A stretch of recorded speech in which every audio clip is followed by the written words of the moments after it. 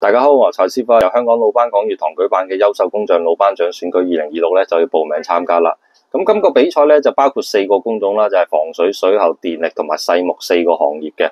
比賽咧就用面試形式嘅，咁咧圍繞4大主題咧去問嘅就係安全、專業、創新同埋承傳嘅。落到去咧，大家會見到啦，參選人資格啦，咁啊需要咧技能測試證，即係要考個工藝測試嘅大工。咁水電牌豁免出嚟嘅大工，或者過往有10年工作經驗公司信簽出嚟嘅大工咧，咁啊應該都係唔得噶啦。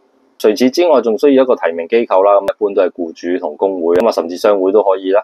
最緊要留意咧就係截止日期咧3月31噶。咁我落少少咧，大家會見到獎項啦。優秀工匠老班長咧就全部人就得一個嘅啫，所以獎金咧都特別多啦，有5000。除此之外咧，咁啊仲可以咧參加呢個考察團啦，可以翻大陸咧就學多啲嘢。而優秀工匠獎咧就係每個行業咧有1至2名啦。咁希望咧大家見到呢個比賽咧就快啲參加啦，拜拜。